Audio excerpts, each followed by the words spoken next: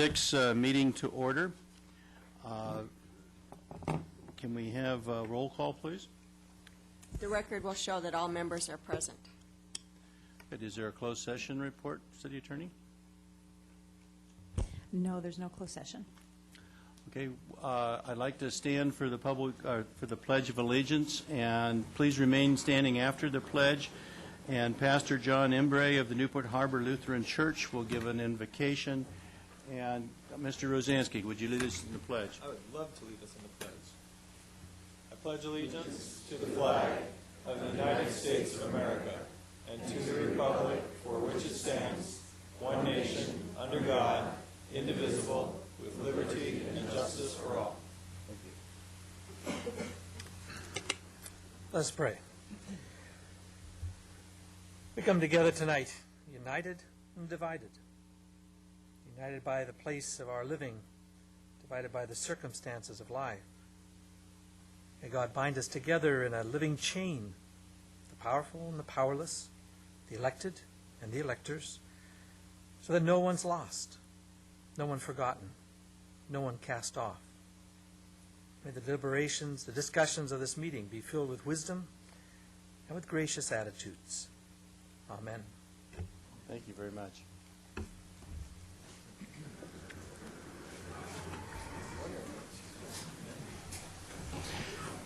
Tonight, our first presentation is to a young lady that hasn't been with us very long, about 12 days, actually. And at the time we had our little birthday celebration, she was tarrying a little bit. And so what I'd like to do is honor Taryn Graves. And I have a proclamation that we prepared and a couple of other items that we'd like to give to Taryn. But first, let me read the proclamation. Whereas, on September 1st, 2006, the City of Newport Beach celebrated its 100th anniversary of being incorporated as a city in the state of California. Whereas, on that day, a Newport Beach 100 birthday party was held, complete with a birthday cake, proclamations, speeches, certificates of recognition for the oldest in many categories throughout the city. A place on the party agenda was held open to recognize the birth of the first child at the beginning of the city's second 100 years. But by the close of that event, the birth had not occurred.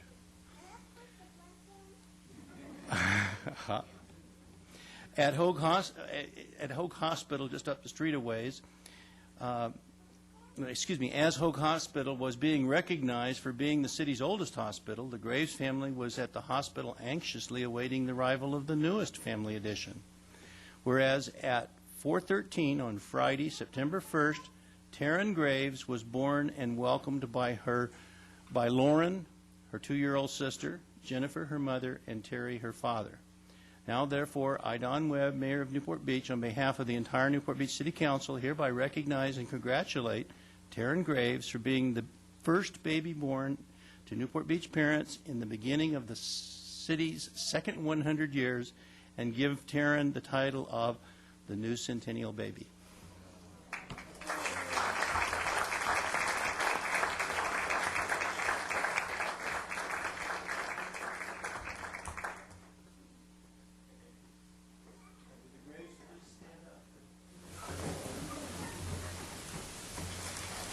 Here's another little certificate and a gift for Taryn. Come on around here, Lauren. Stand right up there so we can get the picture.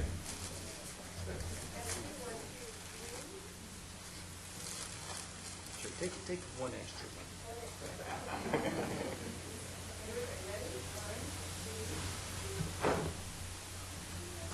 Oh, thank you very much. Here's your proclamation.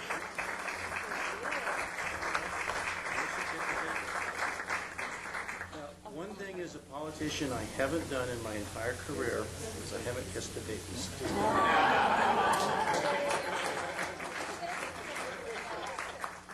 well, try one more time. You got to hold it there longer. Okay. Congratulations on having such a nice sister. There you go. Thank you. Would you like to say anything, Mother and Dad? This is a pretty great honor to be a part of Newport Beach for the rest of our lives. We're never going to leave. That's good. Why would we? We expect to see Taryn at our next centennial celebration. Absolutely. Thank you. Thank you, everybody.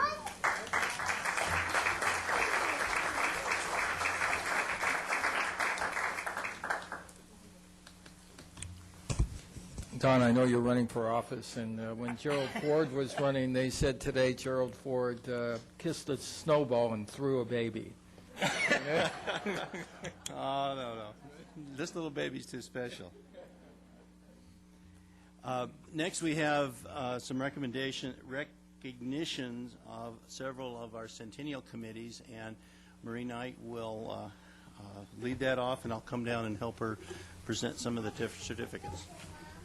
Thank you. Good evening, Mayor and members of the council. I've been up here several times throughout the last year talking about wonderful volunteers in our community that have helped with our celebrations, and this will be my last opportunity to thank some of these folks. So in doing that, I hope you'll indulge me in the opportunity to thank somebody that's been very special to the Centennial these past 2 years, and that's Janice Dinwiddie, who came on board a couple years ago as our contract administrator and project director for the Centennial. Having written the RFP for services, I know personally that it was very vague. It was very difficult to understand, and yet she still answered that call. She came to us and quickly became a member of our family and our city team here. She had to learn the city way of doing things, which isn't always easy. And she was a wonderful branch between the city and our community volunteers. I've never heard her say no. Anytime a problem arose, Janice looked at us and said, I'll take care of it, I'll do it, it'll get done, and it did. She lived for a week in Duarte during the building of our Rose Parade float and masterfully coordinated the 500 volunteers that were up there working who needed to be fed and bussed and made happy and had an enjoyable experience. And she has attended far too many meetings, if she were probably truthful. And has worked with all of our committees and has done a fantastic job. And to say that she's been my right hand in this process would be saying too little. So I want to thank her. I would like the City Council to recognize her tonight. So I know Janice is here somewhere.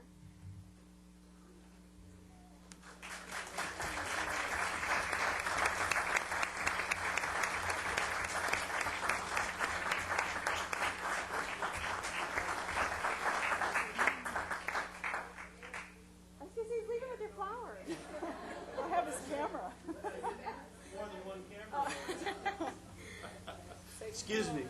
Thank you.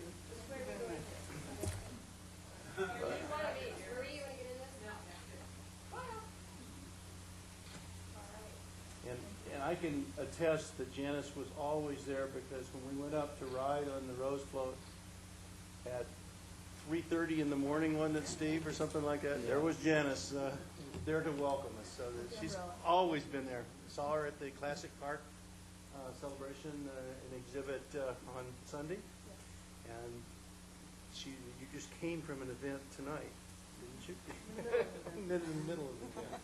So thank you very much. Thank you very much.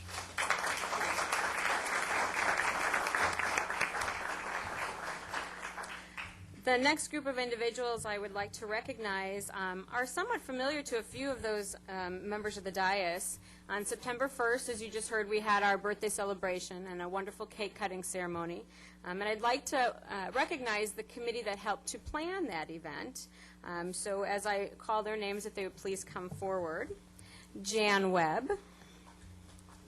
There's a relationship here. He was not allowed to supervise her. Pamela Curry.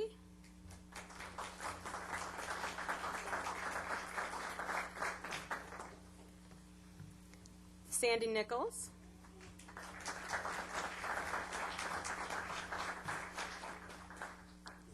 And Andrea McGuire.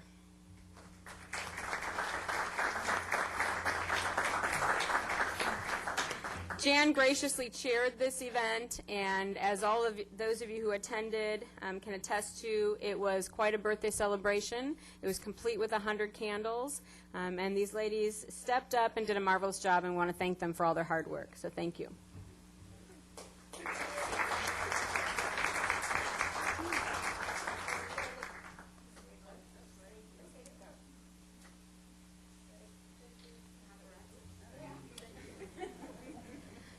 kissing everybody tonight.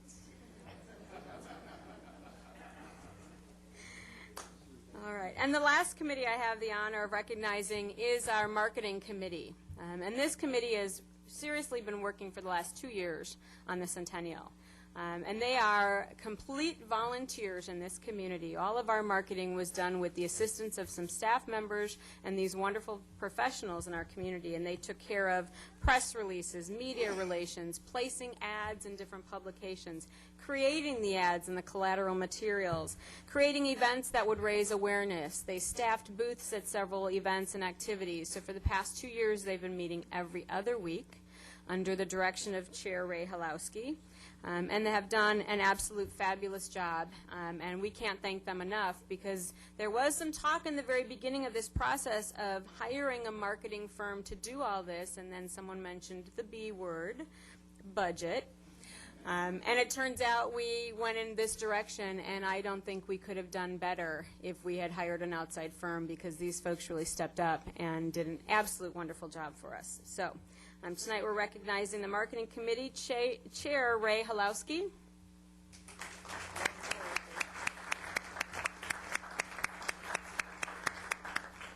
you want to say anything? Yes. Okay.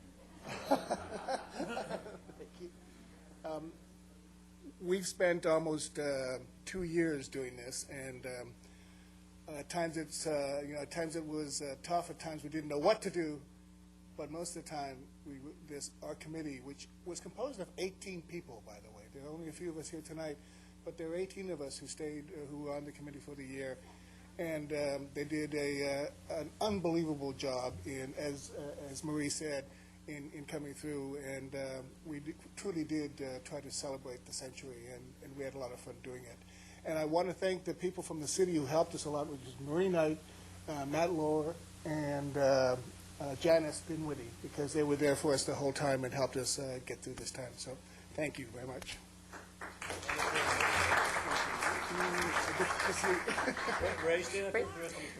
Next would be Chris Trella, and I have to also put a plug in for Chris. He is authoring our Centennial book, which right after this meeting I get to see the blue line version, and it's off to the printer, and it looks fabulous, and it'll be ready by our October 8th event. So he's been extremely busy. Oh, sorry. So Chris Trella.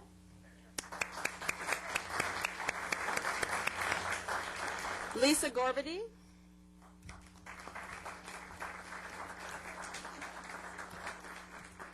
Marie Case.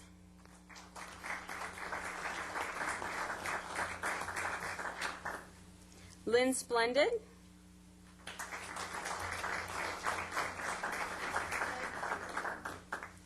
Marilee Jackson. Yes. And Matt Lohr. And I want to be sure there aren't any other members that snuck in that I have missed. No. So thank you all. They're not done yet because there's a few more hectic weeks ahead, but we wanted to thank them for all they've done this past 2 years. We couldn't have done it without them.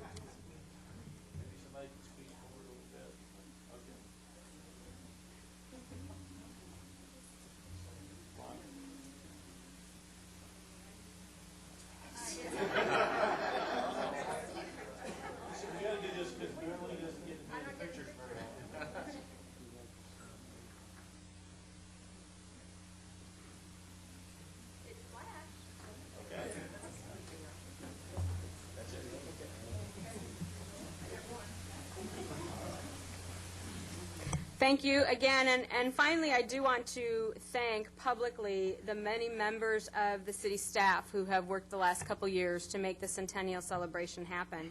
And they come from all different departments. Our MIS team, the guys who work in GIS who have been helping us with maps, the folks in accounting who cut checks for us at the very last minute because we've never done these things before. General services who for the launch completely rebuilt a beach and will be very instrumental in the 100 Years event. Utilities, it goes on and on and on. The city team here has done a fabulous job, and many of them have volunteered for a lot of the events and activities. Many of them have taken this on as a second career almost. And I especially want to thank the members of the Parks, Recreation, and Senior Services Department for being such a great team and doing so much this past year. So thank you. Wait a second. And Marie, this is Marie's last official task before the City Council, and she has... Does that mean you're not calling any of my items up this evening on the agenda? Well, we'll see. We still have one more presentation to make, if I remember correctly. But at any rate, Yes, I'd I like do. to express my thanks, and we'll probably have her, try to have her back for an official proclamation after we make sure that 100 years between the peers is as successful as she's told it's going to be.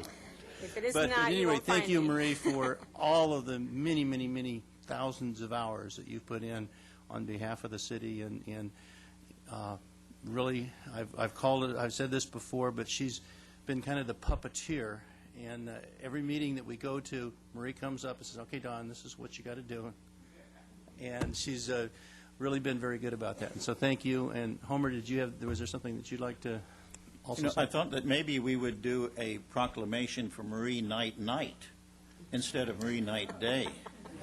That would be a wonderful idea. That will be forthcoming. She might be the first person to ever have a night in her honor. But Marie has been a real blessing to work with. I know I speak for all of the management team members.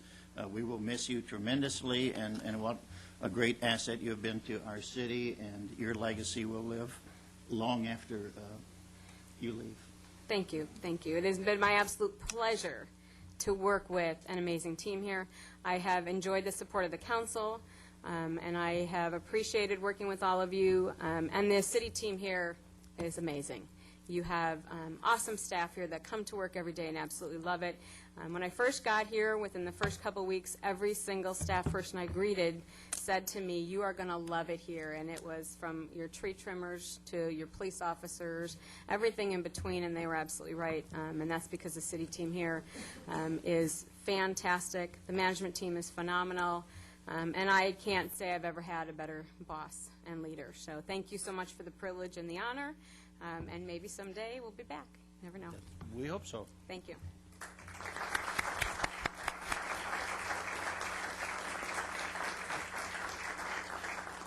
These presentations get longer sometimes. Okay, the Cultural Arts Grant. I believe Kerwin Rockefeller, our Arts Commission Chairman. Mr. Mayor, good evening, ladies and gentlemen of City Council and ladies and gentlemen of executive leadership of the city. I'm Kerwin Rockefeller, and I'm chairman of the Newport Beach Arts Commission, and we're here tonight to present our 2006-2007 Cultural Arts Grants. First of all, I'd like to acknowledge my peers on the Arts Commission, Jerry Allison, Wendy Brooks, Arlene Kartosian, Robin Grant, Gil Lasky, and Carol Starcevich.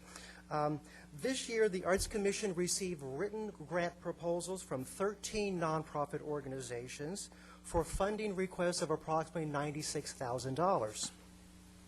After careful consideration, my colleagues and I on the Arts Commission are proud and pleased to announce recipients in the amount of $40,000 to these recipients here.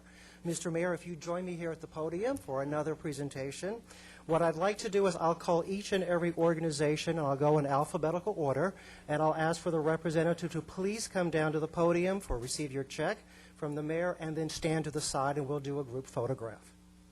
First of all, Baroque Music Festival. Baroque Music Festival, now in its 26th year, I believe it's 26 years, produces full-length musical performances, and in 2007 will present 5 concerts in 8 days of performing the works of Johann Sebastian Bach. Festival Ballet Theater. Festival Ballet Theater will bring its Ballet to Schools program to two Newport Beach elementary schools in November, December 2006. They will perform a narrated, abbreviated version of the holiday classic, The Nutcracker, tailored for children ranging in age from 5 to 14 years. Newport Beach Film Festival. The Newport Beach Film Festival is planning a one-day educational entertainment industry seminar similar to the 2006 series. As you know, in 2006, we had 35 people attend the Newport Beach Film Festival.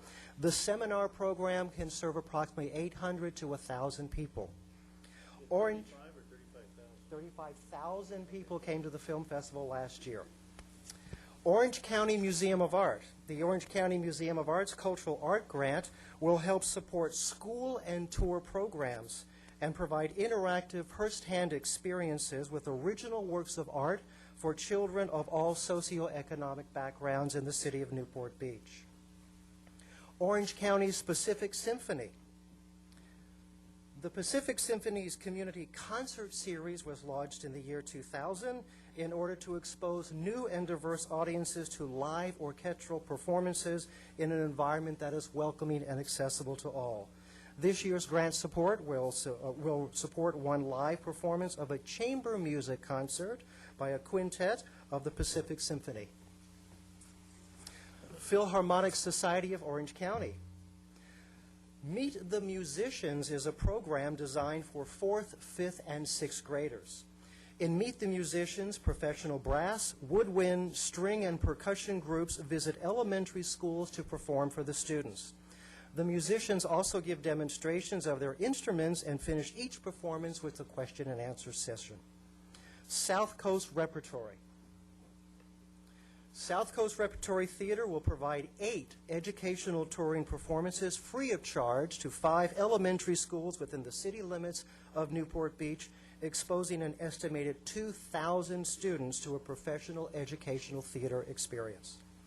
Southland Opera.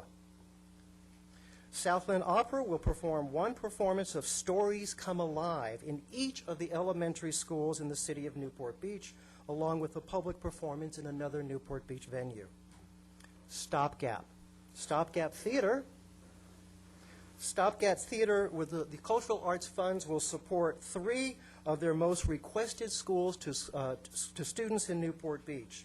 The plays are Keeping Secrets, which explores situations where silence can be harmful, Killer Pain, which deals with substance abuse prevention and family relationships, and Why DUI It, which deals with the serious consequences of underage drinking and driving. Thank you all for being here this evening.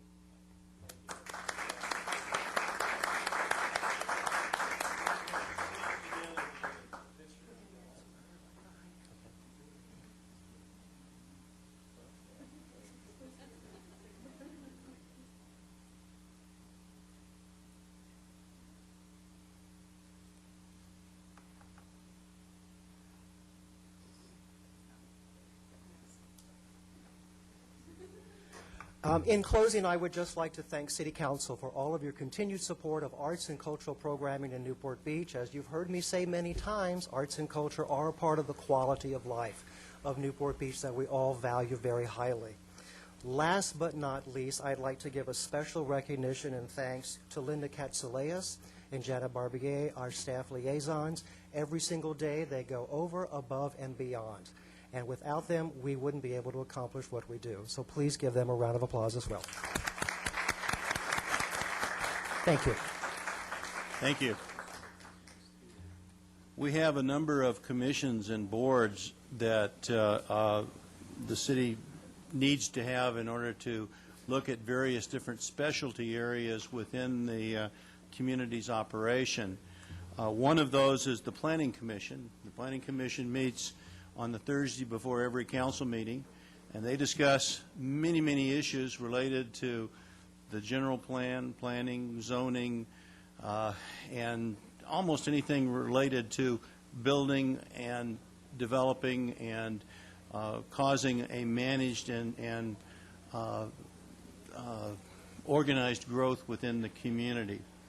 And I'd like to recognize Larry Tucker, who was on the Planning Commission from February 22nd, 1999 to August 8th, 2006. He even agreed to stay around another month and a half to finish up the deliberations that we had the Planning Commission make on the general plan, and I'm particularly happy to make this presentation. Kind of a little bit sad to see him go because he's done a wonderful job over the years with the Planning Commission. Why don't you come on up, Larry? And I'll come on down.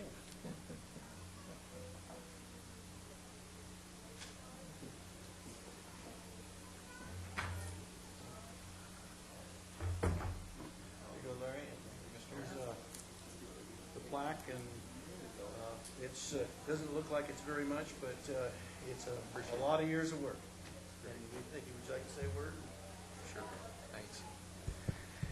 Thank you, Mr. Mayor, and members of the council. It's a long time ago that I took that position on the commission.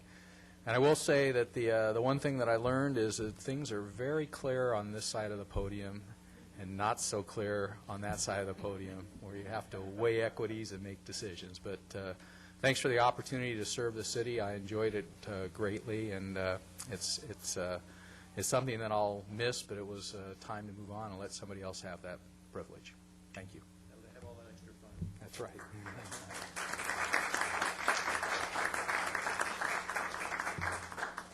The next two certificates of appreciation go to Parks, Beaches, and Recreation Commissioners.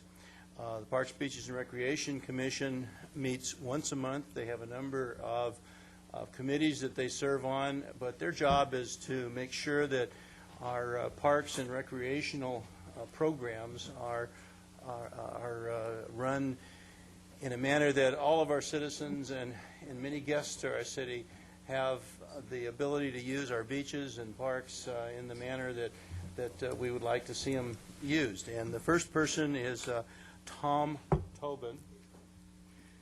He was on the Parks and Beaches Recreation Commission from July 1st, 1998 to June 30th, 2006. I believe that's 8 years.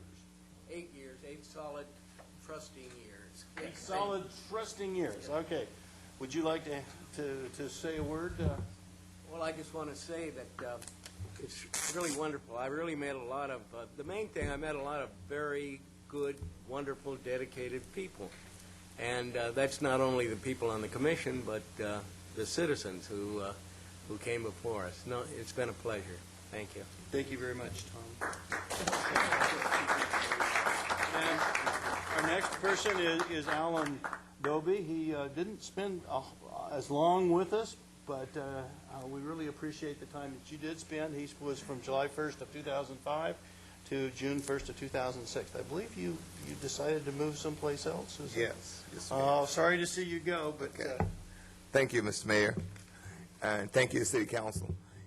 It was both a pleasure and a privilege to serve Newport Beach on the commission. It was difficult making the transition from staff to commissioner, and it took about 4 or 5 months to do that. And once we were able to do that, then we was able to be beneficial to the commission. I'd like to thank Councilman Rosansky for appointing me and allowing me to represent him and not knowing a lot about me. I really appreciate that. Thank you very much.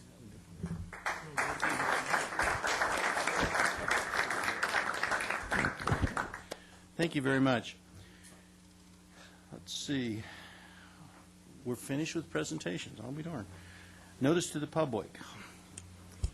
The city provides a yellow sign-in card to assist in the preparation of the minutes. The completion of the card is not required in order to address the council. Speakers must limit comments to 5 minutes on agenda items. The council has the discretion to extend or shorten the time limit on agenda or non-agenda items. As a courtesy, please turn cell phones and pagers off or set them in the silent mode. This is a time for City Council announcements or matters which council members would like placed on a future agenda for discussion, action, or report. Okay, announcements. Council members, Mr. Nichols. Announcements? Don, I think I have one, but I forgot what it was.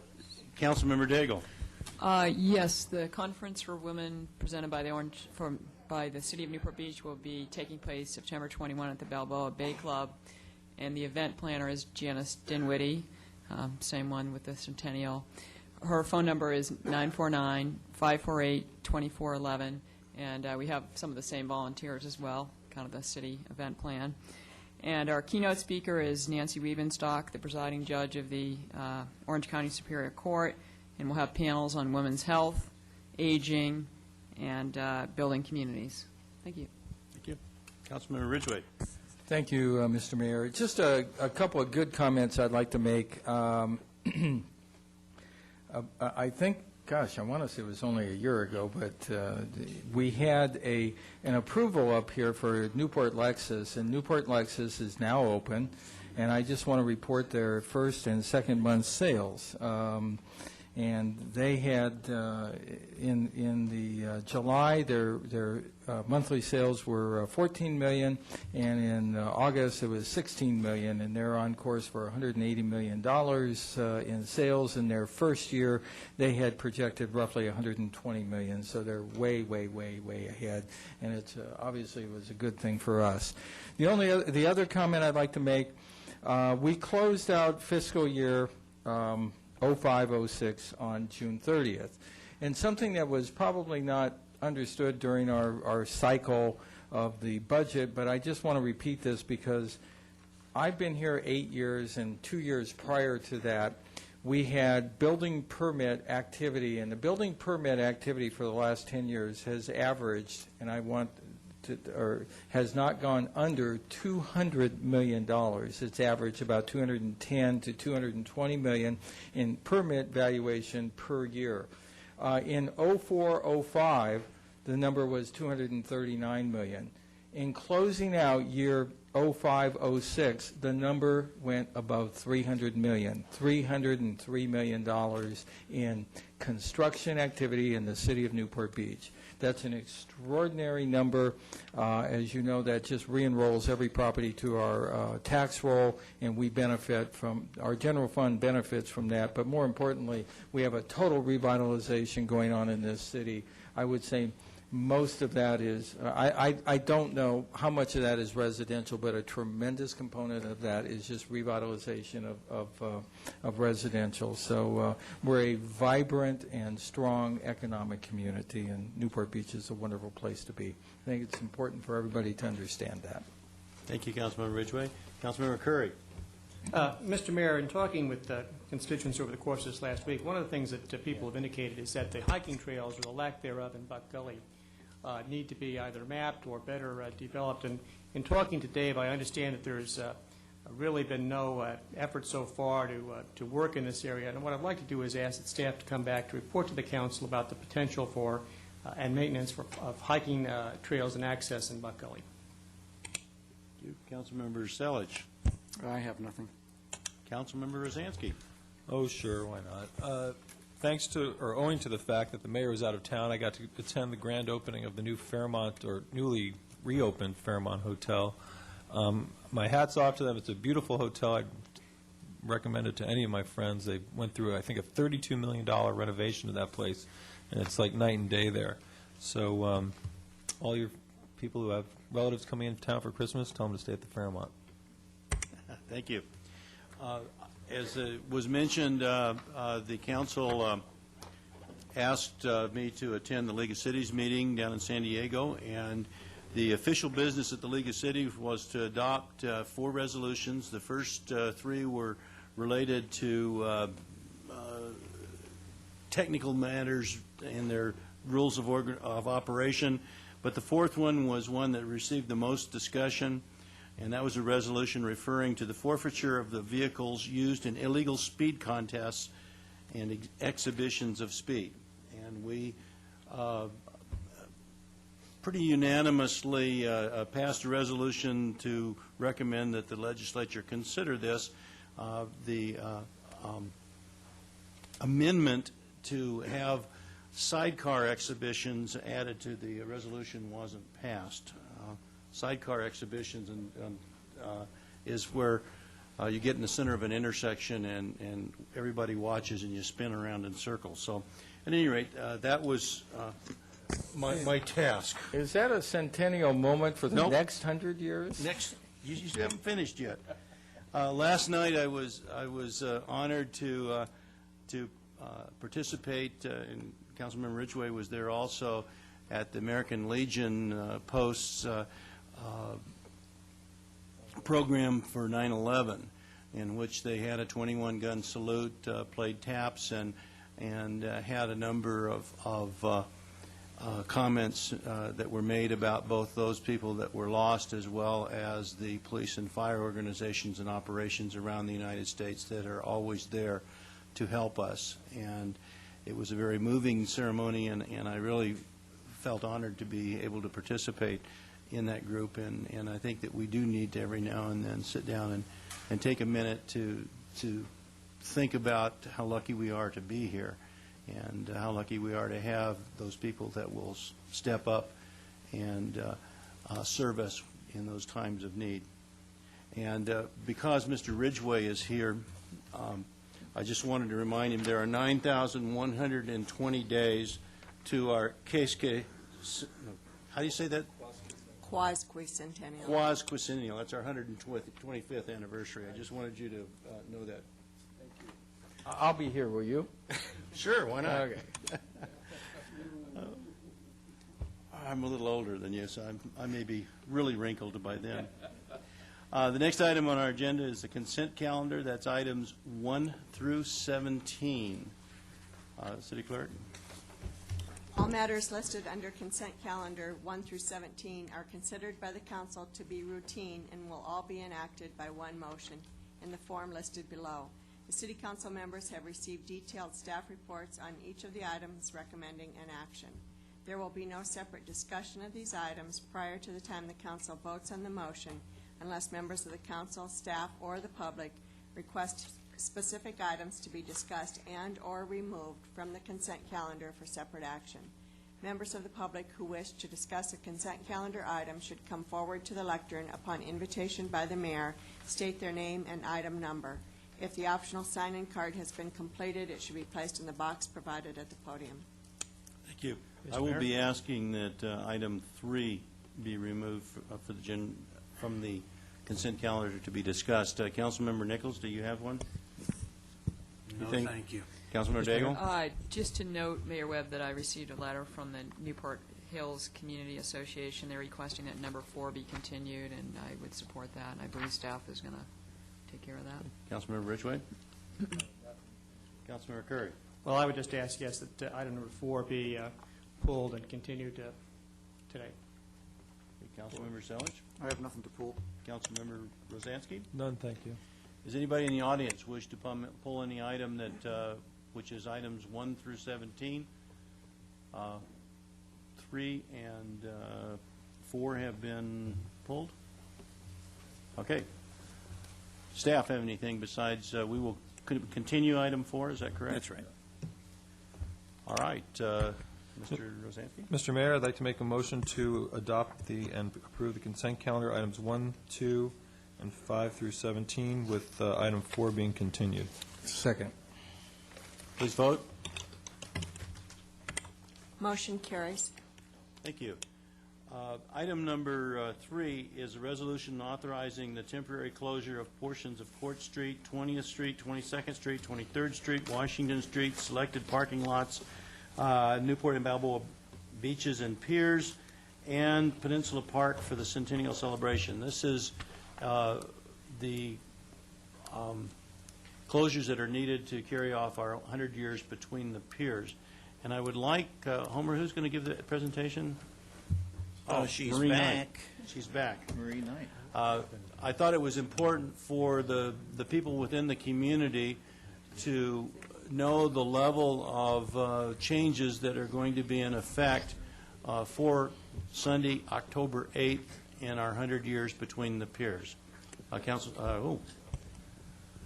City Attorney Clausen. Before Marie gets into her explanation for the areas that are going to be closed and the processes that will occur, I have a substitute resolution for the council's consideration that we prepared that just changes one of the action items to give authority for the city manager to close parking lots in other areas.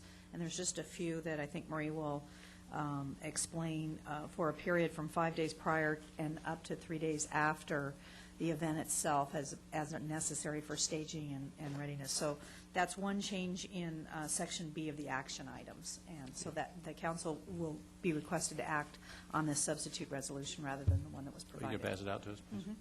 Okay, Marie. Thank you, Mayor, members of the council.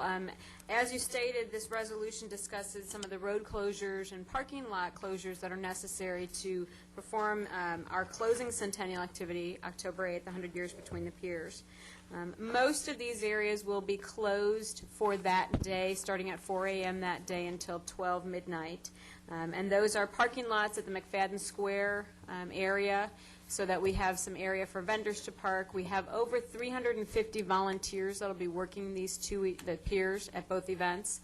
So we need places for our volunteers to park, for vendor trucks and parking, for entertainment parking for both of the stages. So some of these areas need to be closed in advance at both Balboa and McFadden, some of the parking areas, so that we can start staging.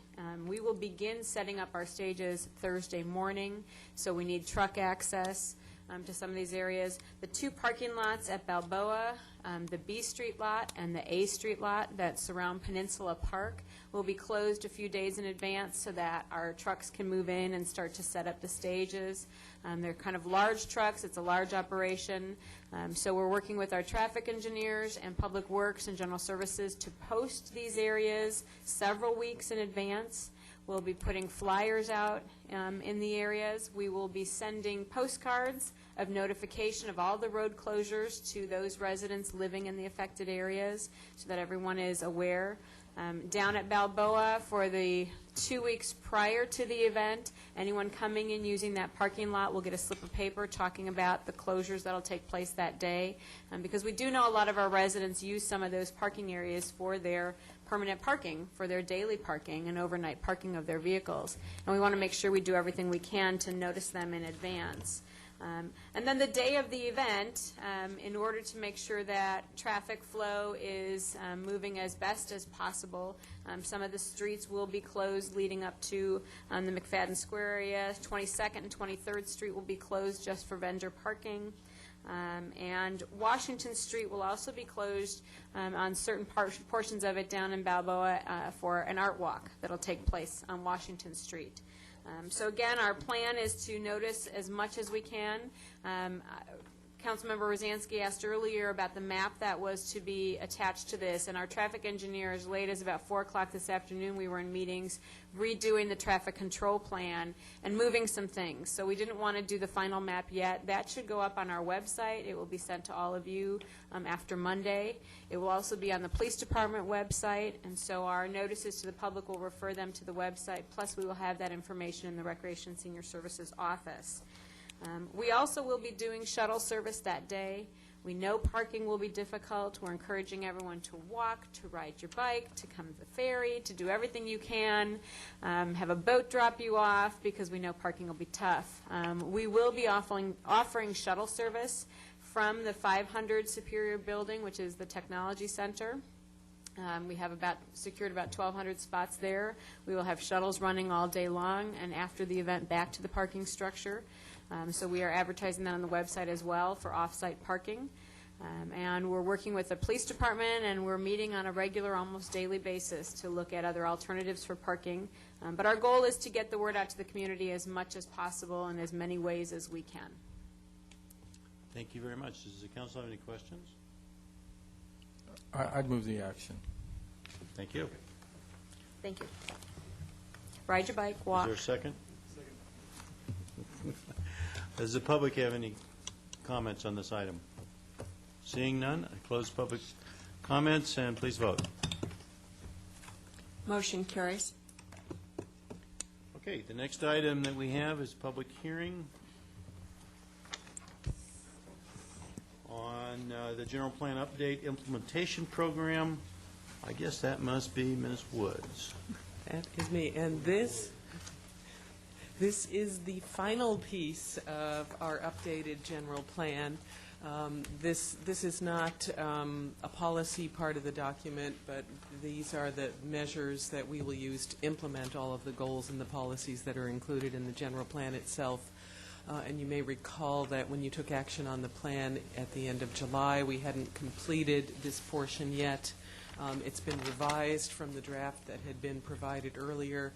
We think it's much more simplified, shorter, easier to use, and easier to do our annual report to the State Office of Planning and Research on. But at the same time, it still provides implementation measures for all of the policies that are in the general plan itself. And the resolution that was adopted approving the general plan provided that staff had the authority to make technical corrections as we were preparing the final document. But we thought as long as we were bringing the implementation program to the council for approval, we would let you know about the corrections that we plan to make before the final one is printed, and these are also included in your staff reports. Thank you. So I'm Does available the for questions. council have any comments related to the documentation you've been provided? Seeing none, I have one. On page 13-46, I've already mentioned this to Sharon, under maintain and improve parks and recreation facilities, you had some revised wording. It says right now, related to lighting on athletic fields, there's a statement that says prevent lighting impacts on any adjacent habitat areas, and that was supposed to be made more consistent with some other wording in the general plan, which would change it to? Yes, this implementation program was actually drafted to go further than the policy itself. It's policy 10.7, and the natural resources element uses the word minimize lighting impacts on any adjacent habitat areas, and I think that we should be consistent and change the implementation program to minimize. Thank you. Does anybody in the public wish to comment on the implementation plan of the general plan? Seeing none, is there a motion? I move adoption of the implementation program of the general plan. Second. Any discussion? Please vote.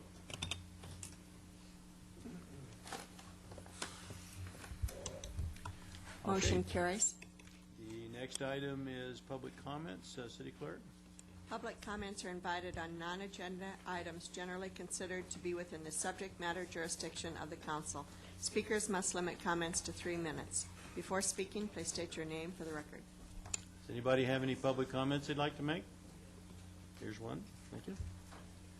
Chris Weinkoop, 601 Rockford Road. Mr. Mayor and City Council, I'd like to thank the city for stepping up to the plate on the Morning Canyon project. They did a fabulous job of being proactive to an erosion problem that was it was destabilizing some of the properties there, and they did a fabulous job in constructing some dams that stopped the erosion problem. So also a personal thank you to City Manager Homer Bludow, Steve Batum, Public Works, fabulous job. Bob Stein in Public Works, Frank Martin as Inspector, Aaron Harp, the City Attorney, did a lot of delicate negotiations, and I'd like to thank all the residents along the way for the easements they gave. And since the repair job, I've seen for the 26 years I've lived there, the first deer I've seen down in the canyon, so it's working fabulously. So thank you very much. Okay, thank you. Additional public comments? Robin, you want to get that microphone, please?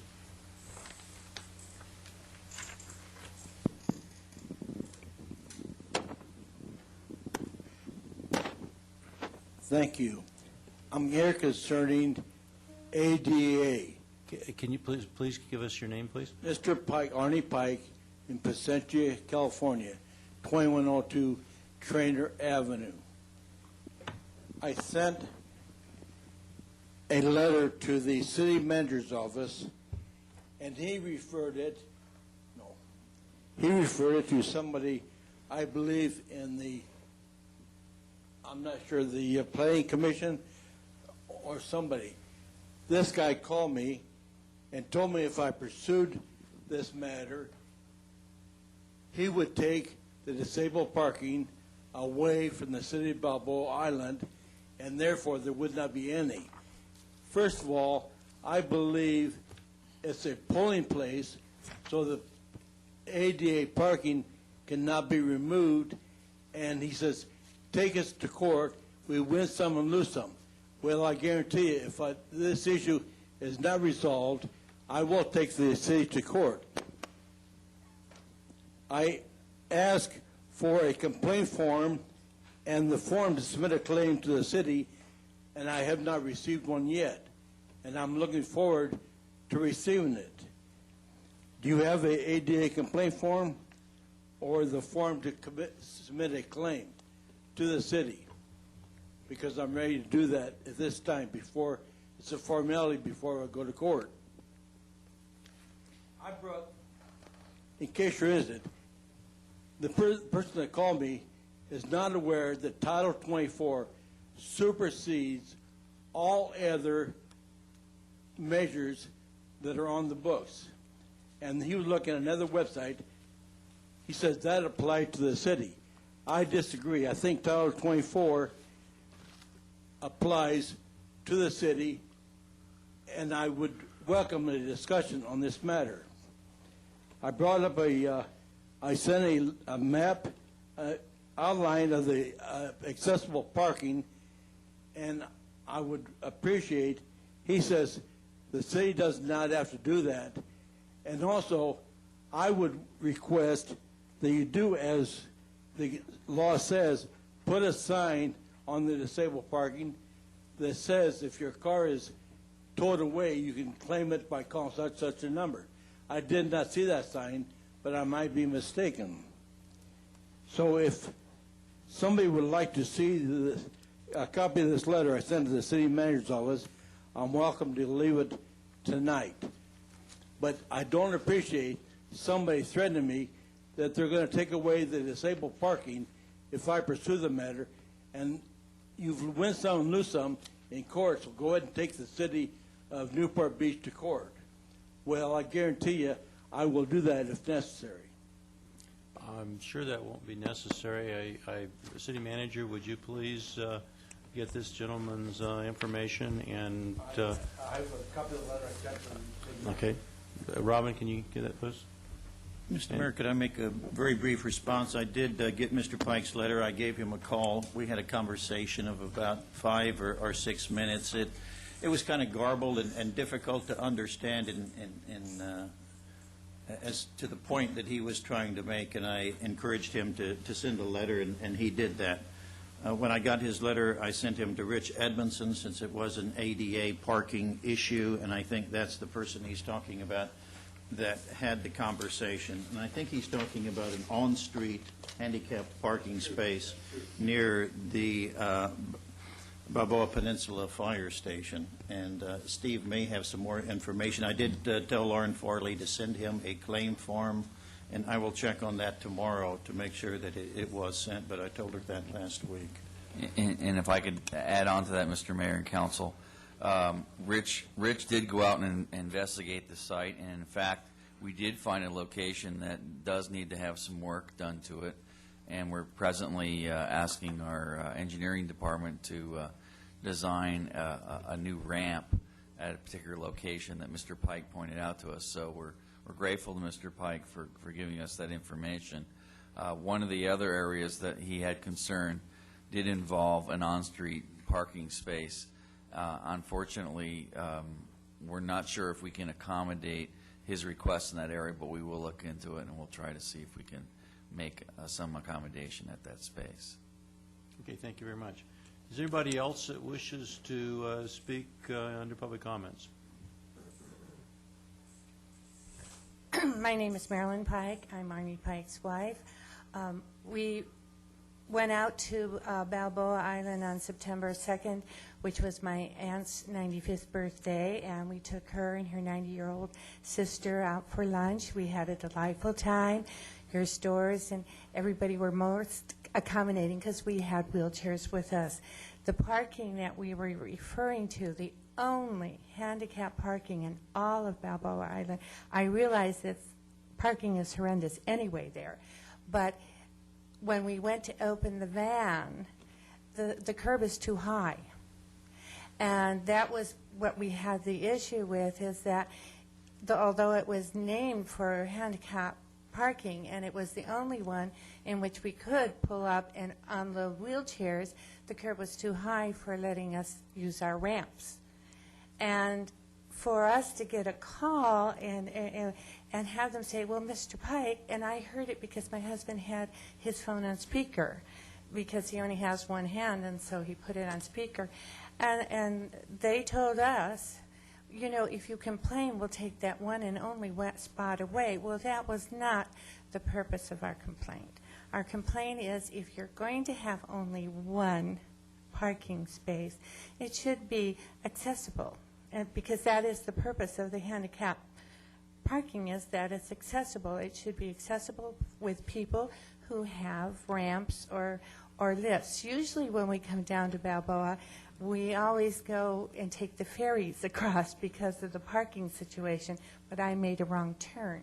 So we wound up in downtown Balboa Island. And we had a delightful time, but that kind of took the damper out of the trip to, I'm sure the council would be abhorred to hear that that's how we as visitors were responded to, and I think that issue needs to be addressed.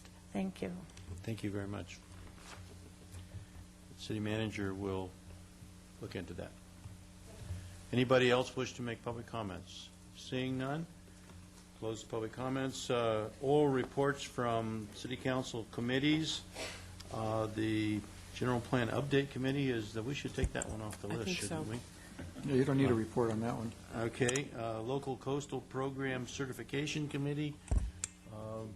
We're looking at an implementation plan, but I think that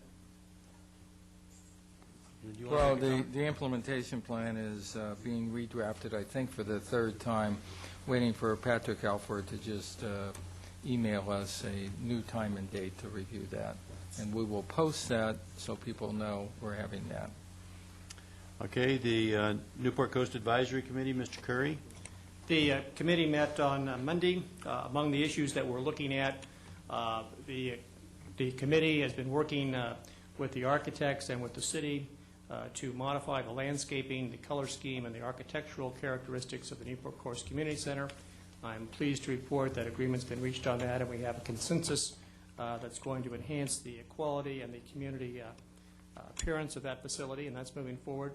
The committee is working with the Newport Coast community on issues of parking as it relates to fire access and parking limitations in some of the cul-de-sacs. Progress is being made on that front as well. And there is concern on the part of the committee about the prolonged closure of Pelican Hill Drive as it relates to the resort construction, which it'll be a public hearing on that coming up, I believe, on the 20th. Okay.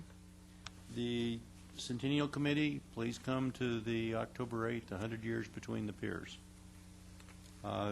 City Council Ad Hoc Committee for Marina Park Planning. Let me make a quick report.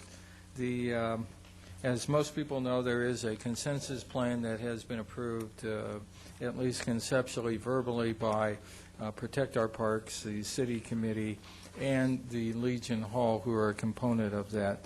The Legion Executive Committee and Board of Directors has unanimously approved that, and it goes to a vote for the general membership tomorrow night. So hopefully by Thursday morning, we will have at least an approval in concept as to that plan by the Legion Hall, which will then trigger moving on to the next step.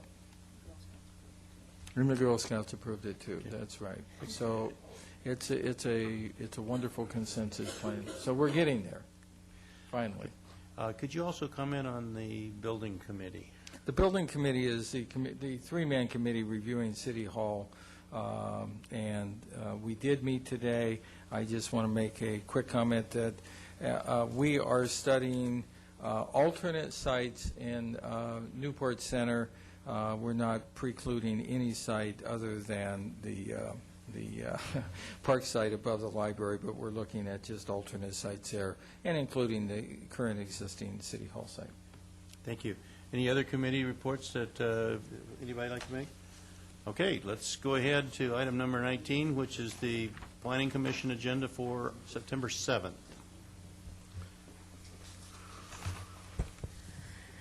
Good evening, Mayor and members of the Council. Planning Commission met last week, and there were 3 items on their agenda.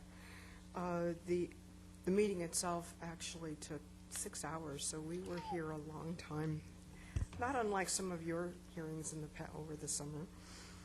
The item which took the most time was the further consideration of Our Lady Queen of Angels church expansion, which involves the expansion onto the property currently occupied by St. Mark's Presbyterian Church, constructing a new sanctuary on that site, and removing the existing sanctuary and constructing an addition to the existing elementary school on the existing campus. Last Thursday's consideration was the second hearing conducted by the Planning Commission.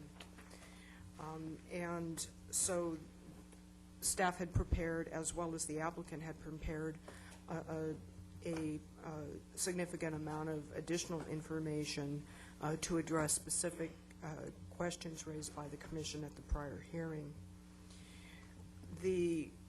While there were several items discussed by the Planning Commission, the principal focus of discussion was simply the traffic congestion in the area as it relates to the opening and closing of the school sessions. And when I say school sessions, I mean not just the morning and afternoon opening and closing, but the cumulative effect of this elementary school plus the Corona Del Mar High School, which is a much larger public facility in the same neighborhood. The Commission did discuss ways to address traffic in the area, particularly how both the Sunday or weekend worship services could be timed such that the peaking was reduced, as well as the hours of opening and closing of the elementary school in relation to the high school to try and offset those peaks to some degree. There was some concern expressed by the Commission in this approach, however, because there is a trade-off there, and that is you can reduce the absolute extreme peak, but you end up making the peak take longer to clear out. Currently, it's about 20 minutes in the morning and in the afternoon, and it could extend as much as 40 minutes by the greater separation. So there was the Commission was very circumspect in considering that, and determined that the separation should be made, but not an extreme separation such as 45 minutes or an hour, but to keep it in the approximate 20-minute range so that they didn't extend the peak for a greater period of time. There were some other changes made to the project, such as the location of the principal crossing between the two sites once the new sanctuary is constructed. But at the conclusion of their discussion, they did decide to approve the project, and that was by a vote of 6 ayes with 1 person absent. This item does not come to the City Council automatically. So in order for the council to consider it, it would have to be appealed either by your body or by some interested resident or person in the area. And just to inform you, the appeal period does close at 5 p.m. on Thursday, September the 21st. And I think I'll stop there. Does the council have any questions on that? It is one of the larger projects that won't come before you automatically. Anybody have any comments? Okay, great. The second item was consideration of I did, just to thank the Planning Commission. I monitored the project very closely, and I know the staff spent a lot of time on all the analysis, and I appreciate all of your work and the thoroughness with which you did that, and also wanted to thank the Planning Commission and also the applicant. They spent a lot of time meeting with the community and reaching out to homeowners, and I really appreciate that. Yes, I'll just take the opportunity then to say, while my staff did work hard, that's what we're here for. I think the Commission was extremely diligent in their consideration, and I think the quality of that showed. The applicant did do really, really good homework, and I think that's exhibited, that the hearings went fairly smoothly. There was opposition, but as compared to some of the other considerations of church expansions we've had in the past several years, it really was a model. So we thank the applicant for that. And I know the Commission does too. The second item was a small office building, additional office building being requested by the coal company in Coal Center, Newport on MacArthur Boulevard near Von Carmen. This was a general plan amendment as well as an amendment to the existing zoning, the Coal Center Newport Plan Community text. The zoning amendment involved a transfer of development from one block to another within the existing plan community. And the general plan amendment was necessary because some of the entitlement established within the existing plan community was not accounted for in the 1988 general plan, and that was what required the general plan amendment. The Planning Commission did not have much issue with the project, a relatively small, just a little over 20,000 square foot office building, which is intended to be used for the coal company headquarters. However, they really wanted to make sure that the resolution did the job right, and there was one item related to the functioning of the environmental document and the mitigation monitoring program that they wanted to see cleared up in the resolution. So that item was continued, but simply for the purpose of redrafting the resolution with some additional specific language requested by the Planning Commission. The third item was also a plan community text amendment for a different plan community, the Aeronutronic Ford plan community, which includes One Ford Road as well as the Bell Court community. This was an item that was requested by the Homeowners Association of the City Council and initiated about 2 months ago, I believe. It would limit the ability of larger properties in the area to be divided into into more lots. The Planning Commission did have some concerns with this particular proposal. Not terribly significant, but they wanted more staff analysis. Particularly, the specific no subdivision prohibition requested by the Community Association was more stringent than the no subdivision policy adopted by the City Council as part of the general plan update within the land use element. And so they wanted that particular differences to be fleshed out in further analysis, and because of that, they also continued that item for 2 weeks. So that concludes my report. Does anybody have any questions of Ms. Temple? Thank you very much, Patty. Thank you. Next item on our agenda is continued business, item 20, which is request to construct non-standard improvements in the public right-of-way at 401-407 Edgewater Place. I believe, is there a staff report on that at all? Mr. Mayor and members of council, as you may recall, this item was brought to you at your previous meeting, and there was a request for additional information. The two items that were requested were verification of ownership and the timeline of ownership, as well as a request to modify the jog in the encroachment to 12-foot taper. I believe the applicant is okay with that 12-foot taper, and we have verified the property ownership and have found that the property owners that own the property today are not the same property owners that had owned it during the previous litigation. Thank you. Would the applicant like to have anything? Let me just make, I'm going to make a tentative motion that we approve this as modified, so I don't know if that. Second. Is there anybody in the public that would like to comment on this? Okay, I see no one. Thank you. Mr. Edwards, you are so smart. Council have any discussion? Yeah. Please vote. Motion carries. The next item is item 21, which is a request to construct non-standard improvements in the public right-of-way at 3431 Ocean Boulevard. Is that Public Works Department? Yes, it is. Mayor and members of council, as you may recall, this is another item that's coming back to you. At your June 13th meeting, the owner of 3431 Ocean Boulevard had requested to build some non-standard improvements in the public right-of-way. And as you may recall, staff felt that the extent of those improvements were probably more than what should be allowed under those conditions. And during that negotiation, we had kind of proposed a compromise position, which I think would do two things, well, actually three things. One, it would allow better access in and out of the garage for the applicant, as well as removing the trash enclosure from the public right-of-way back on the private property.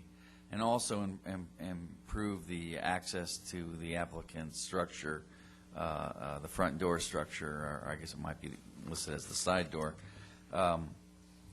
In reviewing this, so this is actually what is being brought to you tonight is a consideration to, I guess, approve that compromise plan.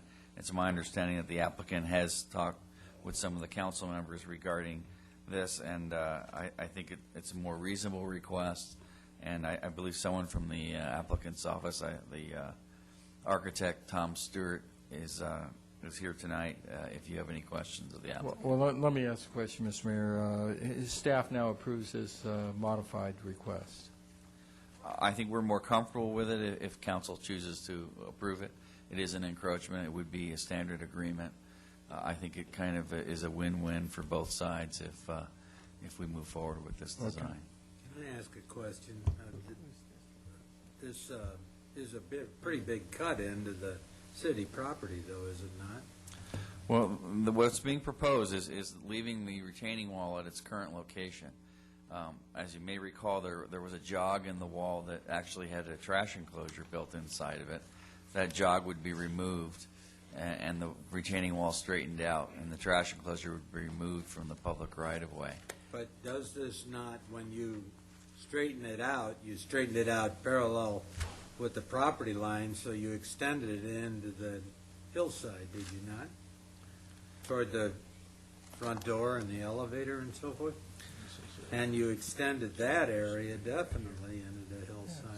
Well, yes, but it's very minor realignment. I think what it does is it provides adequate access to the side yard, and it does eliminate the trash enclosure, which is essentially right behind the garage.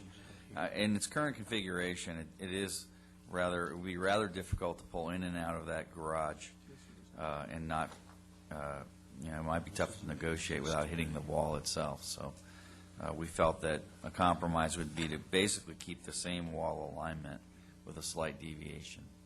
This is showing an 8-foot wall that you're cutting into the berm there at toward the end of the house, though, is it not, Steve? Well, it essentially replaces an existing retaining wall that's there, that's relatively the same height. Steve, as I understand it, there wouldn't be a further cut into the wall because that cut has already been made for the trash enclosure, is that right? Oh, yeah, that's correct. The trash enclosure essentially is being removed, but there's a little jog in the wall. It is going to be straightened out. But essentially, the wall heights are relatively the same. But they're not going to be increased. Behind the planter there, this wall actually comes down to ground level on the present, does it not? Well, I think if and you look around the planter there, you've got an 8-foot retaining wall. But I think if you look at Exhibit A, you can see that the existing retaining wall would essentially pinch the corner of the building, thereby eliminating access. So I think it's reasonable to allow some adjustment to that retaining wall in order to provide adequate access. This house encroaches all the way up to the front line. We gave them we allowed them to go in at a 10-foot setback. You're saying that because when he goes into the 10-foot setback, he essentially eliminates a way of walking around his house, that's okay. We'll just give him some more land so that he can have plenty of room there. Well, I think in essence we're saying, yeah, that is quite true. And certainly it's not, and that's why it's in front of you tonight. It's not staff's authority to say yes or no to this. I think it's really a council decision. Remember, back in June, you denied the request to have any encroachment at all modified from what was there today. So it's purely a council call. My question is, I don't really have a problem with getting rid of the trash enclosure, but carrying that whole thing down and cutting into the berm like that is going to set a precedent that is rather visible, and you're looking from Promontory Point right down onto this. So we're going to be saying to everybody, hey, don't worry, we'll just give you a bunch of land if you get close. Did you mean Inspiration Point? Excuse me, is this Inspiration Point? I thought this was... It's Promontory Point is over on the Balboa. corner. Yeah, you're right. Yeah. Thank you. I appreciate it. That's okay. All Sure. right, we've had a comment. Does anybody else from the council wish to comment on this? You know, I'm looking at it too, and I tend to wonder why we are also approving it. I mean, this design here, this picture that we have here, this is not of the existing home, this is the proposed new home, correct? That's correct. And where was the existing home in relation to the retaining wall in this lower corner here? It was sent back, I believe, 10 feet. We allowed it up to You allowed an encroachment. I know, but now he's Modification, claiming that he doesn't have access to the home because the home is touching the retaining wall, so therefore we should move the retaining wall back? That is what they're requesting. And this yes. is his property line right here, correct? That's correct. I guess I'm not for that unless there's some, it's not an existing condition, and it's not like is the topography of the property such that this house could not be built or rebuilt without moving these retaining walls and without encroaching into the city right away, or into the city property? I guess it would be my opinion that you could redesign it so you wouldn't have this problem, sure. So they intentionally designed it the way it is, not to That is solve correct. some problem that we would want to give them special consideration for. But they came to the city council and asked for the ability to encroach into the front yard setback area, and the city council approved that encroachment. Yeah, but not to move the walls back now and to make it a even more egregious encroachment. I mean, that's, the setback is, Didn't that plan that allowed for the 10-foot encroachment into the front setback, or whatever it was, did that have on there that there would be no other modifications? Yeah, the original approval, the modification did state that the 8-foot encroachment into the setback area was going to be allowed, and that there were going to be no other further modifications to the right-of-way.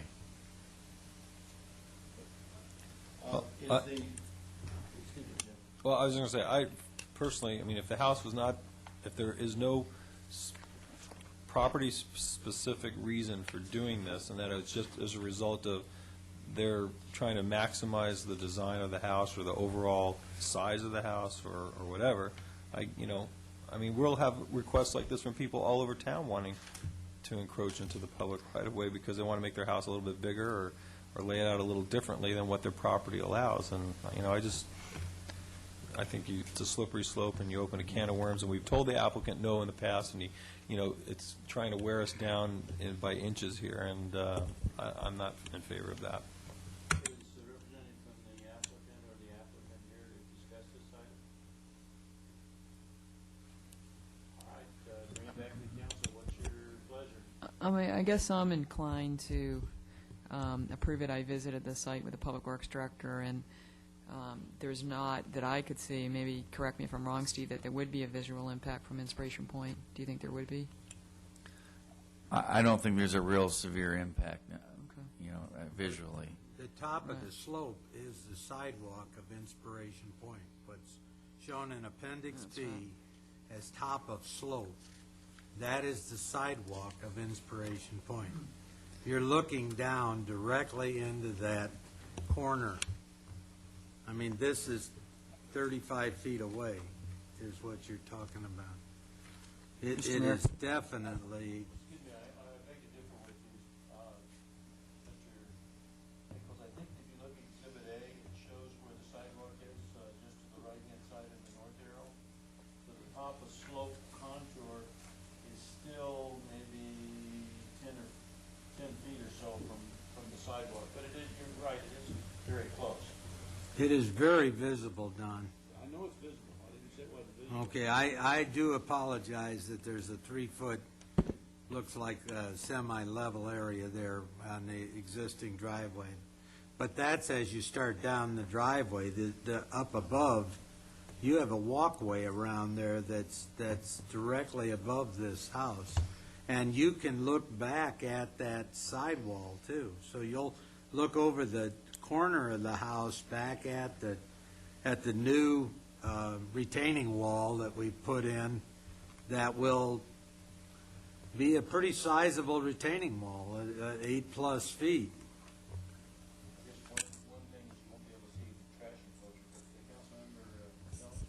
Yeah, I think I tend to agree with Councilman Rosansky and Nichols on this. If he made the representations, there'd be no further encroachments when he got his modifications, then I think we should stick with what we approved before, so I support that position. Just to clarify, the exact wording was that when they approved the modification, they said that sufficient space remains for vehicular access and maneuvering. So in essence, they're saying that there was no needed modifications required. Well, just to back that up, I think I was on the Planning Commission with them. That was approved, and I remember them making those representations at the Planning Commission hearing. Yeah, just, Yeah, I'll make a motion if you'd like, but go ahead. But Go ahead. the question, I would like to just make one or two more comments. One, this house is not only quite large, but this is setting a new standard on this string line that we used to have on the backside, in that it has a built-out bottom layer that, while well above the beach, was, you know, kind of violating the whole string line concept that we had. So I'm not inclined to I do think that his maybe straightening out that wall a little bit and removing his trash enclosure or moving it back, I don't really have that, but this looks like just a lot of overkill, if you would. I would make the recommendation that the amount of cutback into the hills seems excessive for what is needed. The motion's pretty simple, either deny it or approve it. Well, I vote for the denial. Is that your? I would like to make a motion of denial and ask him to please come back with something less obtrusive. I'll second that motion, to deny the applicant's request for an encroachment. Are you seconding the asking him to come back? No. Well, I'll make an alternative. Well, he can always come back. I'm not going to, you know. Let's don't encourage you. Yeah, I'm not going to encourage him because I think we're not moving the wall, and I don't think we're going to allow any encroachments.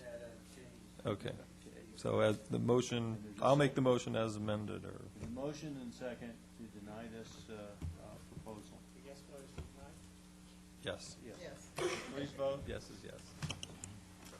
More is less. With Councilmember Daigle voting no, the motion carries. Okay. Item number 22.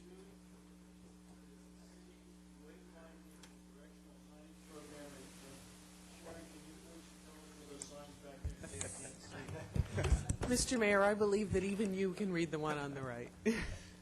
George Berger is going to be leading us off on this. You know, I know we've had a number of presentations on this in the past, and as background, back when I was first elected in 1999, and Sharon was here, I believe, we had a motion then to approve basically a sign program for the city.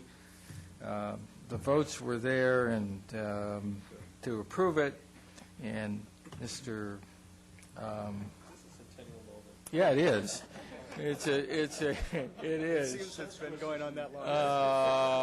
Mr. Adams made a motion that that program was ugly, and I just want to say, I know you guys have been working on this. It's a great program. I think they're wonderful signs, and ultimately, I'm going to make a motion to approve this, but I want the one across the street lowered from under the palm tree. We've worked with that palm tree. We can't get it to comply with our standards for sign height, so we're going to be retrimming it again. Okay, well, yeah, trim that palm tree. Do something. I don't think we need a lengthy presentation. No, we've seen it numerous times. I tell you what, I would make a motion for approval. No, but before we do, what are we going forward with? You have two signs back there, and Well, it is a public hearing, Mayor and Council, and sorry. If we approve our recommendation is to approve the final design and direct staff to begin implementation of citywide wayfinding and directional signage program. This has been, moved. well, I thought I did, but I'll second that then. That's fine.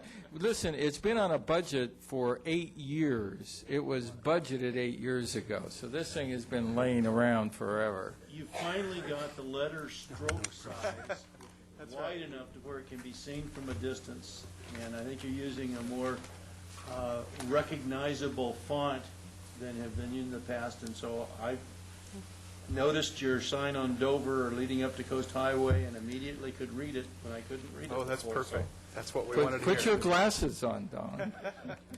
Well, I didn't want to bring up anything new, so if you'd like to call the question and run it Well, through that way. I'd like to- However, I won't mention exactly what needs to be done, but on phase 2, I would suggest that in order for Gary to find his way to his office, that you make some modifications. We have already started working with the Conference and Visitors Bureau in trying to make those changes, not only for the present change, but also when this sign program goes up, so that they'll be adequately taken care of, no question. Okay, good. Does the public have anybody in the public wish to comment on this?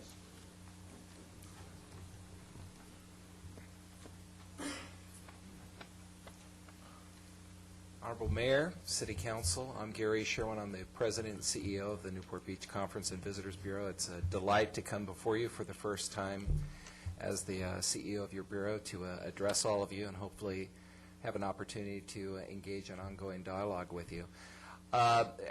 Yesterday we celebrated the 5th anniversary of 9/11, and it was a sobering day, I know, for all of us, and certainly for those of us in the tourism industry, which was literally shut down. And we have come a long, long way. And before I get into the signage, I just want to make a couple of quick comments to say that this is, a really remarkable time in Newport Beach history in terms of the tourism industry. I think, as Mayor Pro Tem Rosansky indicated about the Fairmont opening, between the Fairmont opening a couple months ago and also at the Sheraton, coming up in another week, the Newport Beach Hotel will be open. We have probably never had a stronger hotel product in this city. It is an exceptional time to be here.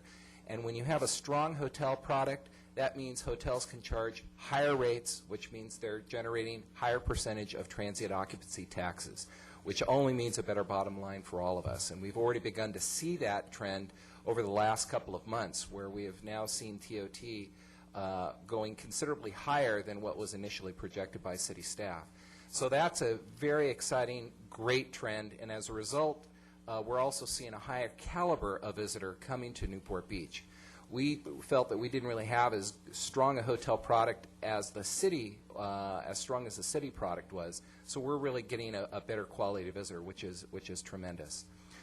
To the point of why I'm here, though, is that, in the visitor industry, we like to say we're in the wallet attraction business. We like to bring wallets to town, have them empty themselves out, close themselves up, and go back home.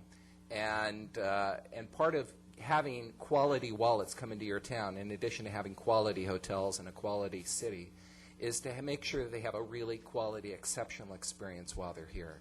And we think this signage program is very important to providing that quality experience. Our neighboring cities, of which we very often compete, Huntington Beach, Laguna Beach, do not have this kind of quality signage program. And we think when visitors come here and they have a better experience, they're more likely to come back and visit us again, particularly after coming and staying in our nicely renovated, improved hotels.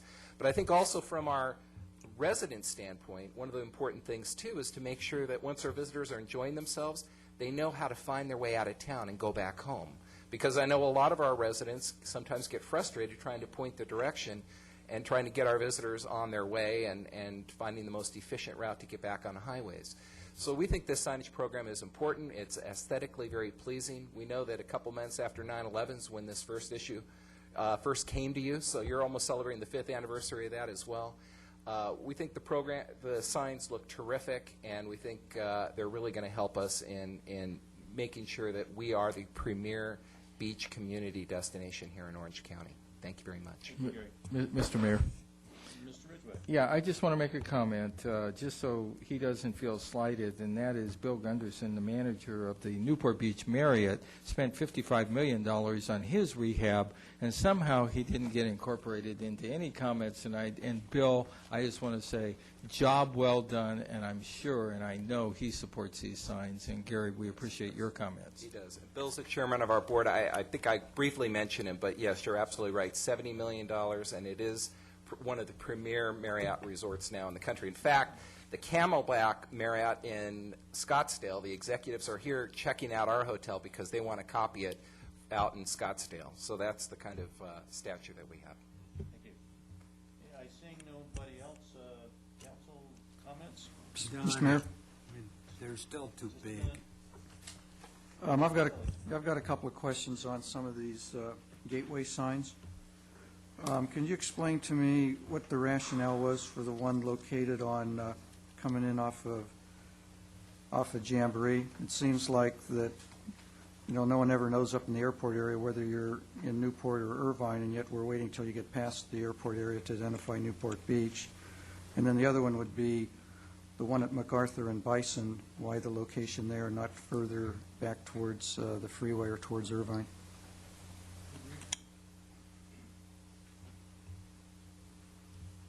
I think I can briefly point those out, although the map doesn't really show very well on the PowerPoint. If I remember right, those are where the signs are now. Correct me if I'm wrong, because that may not be true, but it's okay. Well, I can't really. That's what I recall, but if that's not correct, we'll make sure that we get them moved to the proper locations on there. On the streets, because if I remember right, the one that's there now on MacArthur is, I can't even remember where that one is, but the one on Jamboree, which I pass more often, is right there at campus, or just inside campus. Don't you have it located south of campus? On here it's at Bison. No, that's the MacArthur one, is it Bison? Oh, I'm sorry. That's where the 73 freeway exits people. The first median area that you have on MacArthur is just south of Bison. And as you leave Bison, MacArthur leaves Newport. And it comes back into Newport up at Jamboree. So it's really the first place on MacArthur that you could place it and still have it in Newport, or 100% in Newport. I think, as far as Jamboree by Bristol, you have a similar situation in that only half of Jamboree is in the city of Newport between campus and Bristol. Bristol is the first place where you have, and there the first median that you have is just south of Fletcher Jones at whatever you call it, Baby Landing or Baby whatever it is.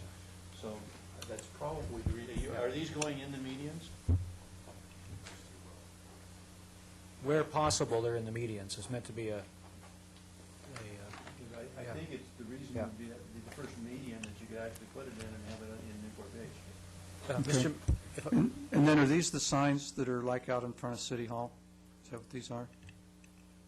They are very similar. The City Hall sign was inadvertently a mock-up to test the size and the color. We're going to make the colors a little more adjusted and do some detail tweaking, but it's a similar design, yes. Will this be the size for street signs, though, like in Corona del Mar?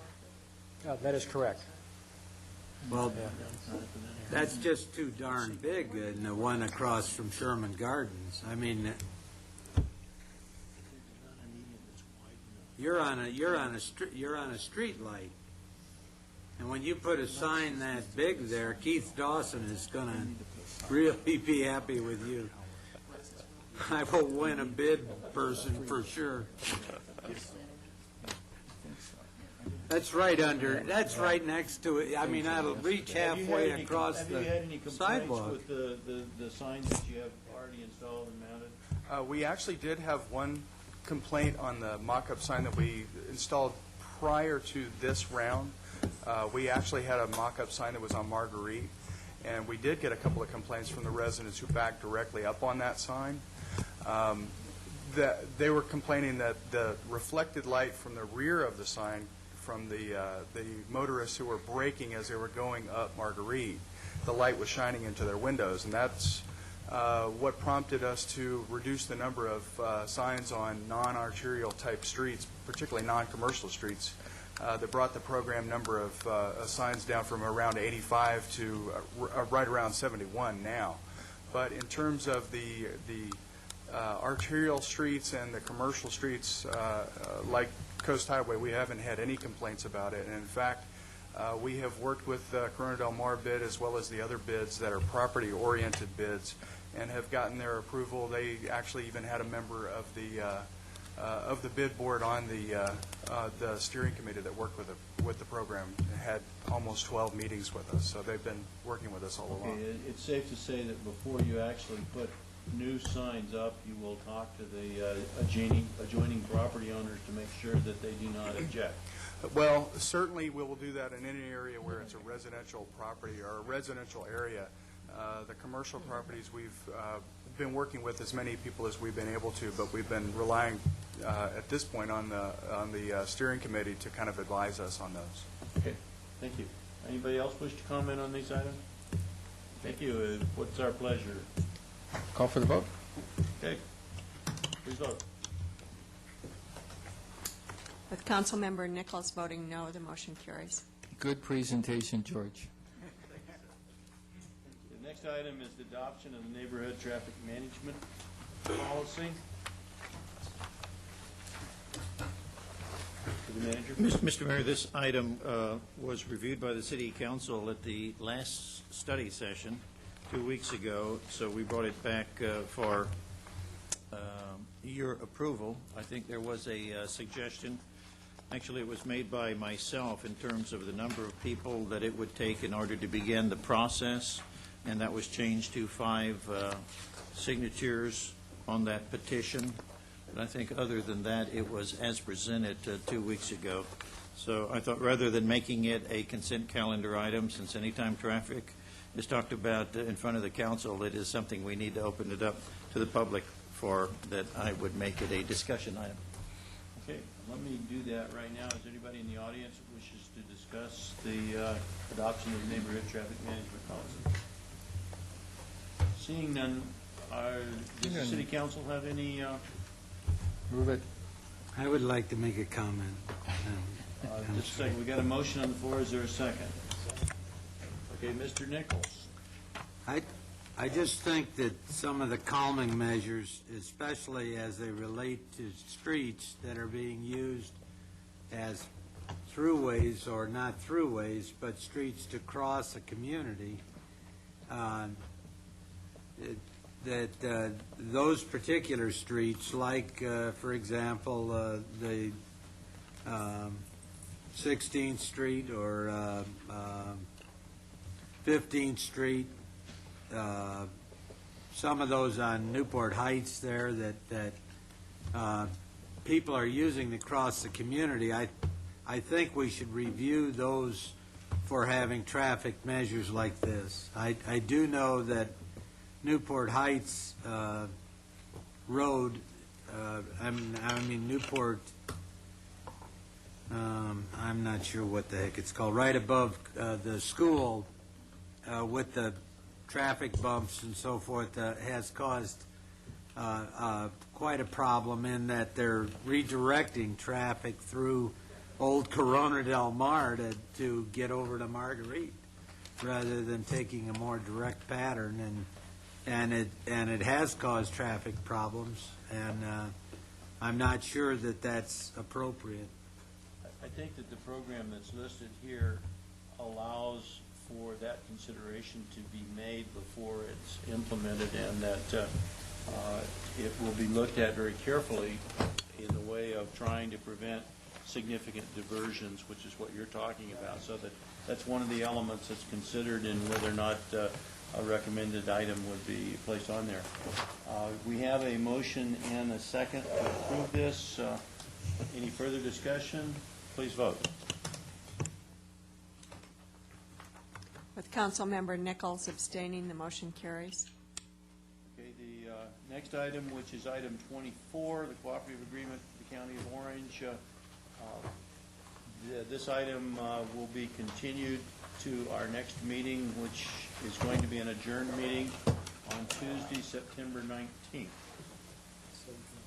at 7 p.m. So that, do we need to have a motion to continue this item? I'll make that motion. Excuse me. Do you have a motion to continue? Yes, I'll make the motion. Second. I don't believe that that requires a public discussion or public comments. Okay. So please vote. Motion carries. Okay, City Clerk? Motion for reconsideration is a motion to reconsider the vote on any action taken by the City Council at either this meeting or the previous meeting, may be made only by one of the council members who voted with the prevailing side. Okay, seeing none. I'd like to close this meeting in memory of those that lost their lives on September 11th, and in particular, those public safety, both fire and police, and others that gave their lives in trying to rescue those at the World Trade Center, the Pentagon, and in Pennsylvania. So, thank you. We are adjourned until 7 p.m. Tuesday, September 19th. Here, put this in your pocket and remember when, so you can remember.